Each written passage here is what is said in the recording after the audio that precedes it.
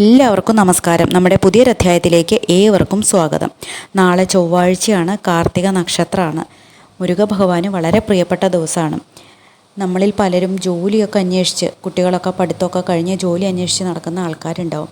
അപ്പോൾ ഇങ്ങനെയുള്ള കുട്ടികളാണെങ്കിൽ അവർക്ക് സ്വയം ചെയ്യാം, അതല്ലെങ്കിൽ മാതാപിതാക്കൾക്ക് ചെയ്യാം, മക്കൾക്ക് വേണ്ടിയിട്ട്. ചൊവ്വ ഹോര സമയത്ത് നമ്മൾ പരിപ്പ് ദീപം വെച്ച് മുരുക ഭഗവാനോട് പ്രാർത്ഥിക്കൂ. നമ്മളെപ്പോൾ എന്ത് പ്രാർത്ഥന വയ്ക്കുമ്പോഴും, എന്ത് ദീപം കത്തിച്ചിട്ട് പ്രാർത്ഥന ഒരു പ്രാർത്ഥന മാത്രമായിട്ട് വയ്ക്കുക. ഒരുപാട് കാര്യങ്ങൾ ഒരുമിച്ച് പറയാതിരിക്കുക. നമ്മൾ ബ്രഹ്മമുഹൂർത്ത വിളക്ക് കത്തിക്കുമ്പോഴൊക്കെ നമ്മൾ ഒരു കാര്യത്തിന് വേണ്ടിയിട്ട് ചെയ്യുക. നമുക്ക് ഒരുപാട് ആവശ്യങ്ങളുണ്ടാവും. ആദ്യം എന്താണോ നമുക്ക് വേണ്ടത് അതിനെക്കുറിച്ച് മാത്രമായിരിക്കണം നമ്മുടെ ചിന്ത, അതിൽ മാത്രമായിരിക്കണം നമ്മുടെ ശ്രദ്ധ. അല്ലെങ്കിൽ പല പല കാര്യങ്ങളിൽ ഒരേ സമയം ശ്രദ്ധ കേന്ദ്രീകരിക്കുകയും ഒരേ സമയത്ത് പല ആവശ്യങ്ങൾ വേണമെന്ന് ആഗ്രഹിക്കുകയും ചെയ്യുന്നതിൽ കാര്യമില്ല.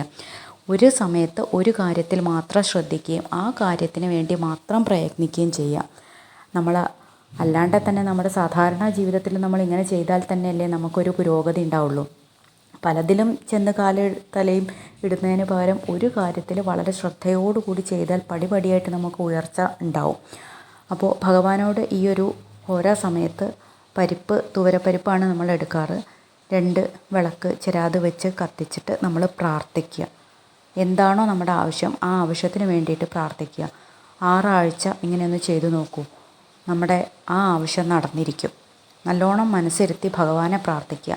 ഭഗവാന്റെ നാമങ്ങൾ ചൊല്ലാൻ അറിയുന്ന ആൾക്കാരാണെങ്കിൽ തീർച്ചയായിട്ടും നാമങ്ങൾ ജപിക്കുക. രാവിലെയോ വൈകുന്നേരമോ ആയിട്ട് നാമം ജപിക്കുക. നമ്മളുടെ പ്രാർത്ഥന എത്രമാത്രം ആത്മാർത്ഥമായിട്ടാണ് അതുപോലെ ആയിരിക്കും നമുക്കതിൻ്റെ ഫലം കിട്ടുക. നല്ലോണം മനസ്സറിഞ്ഞ് ഭഗവാനെ പ്രാർത്ഥിച്ചോളൂ.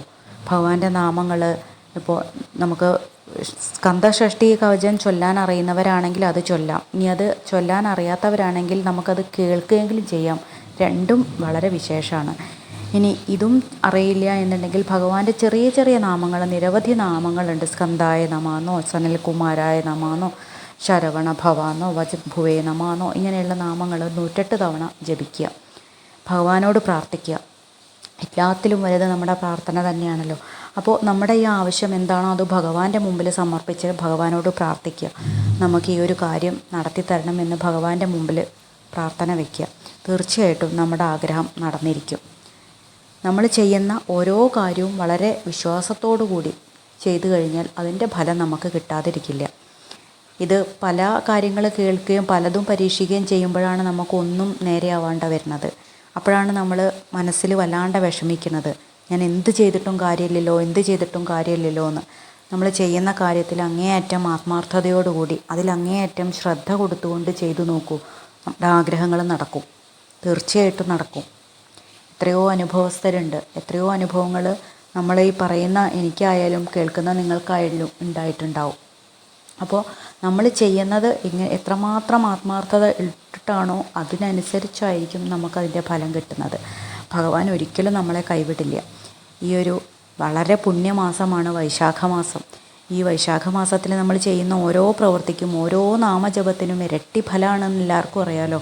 അപ്പോൾ തീർച്ചയായിട്ടും ഭഗവാനെ പ്രാർത്ഥിക്കൂ. അതിൻ്റെ ഫലം നമുക്ക് തീർച്ചയായിട്ടും കിട്ടിയിരിക്കും.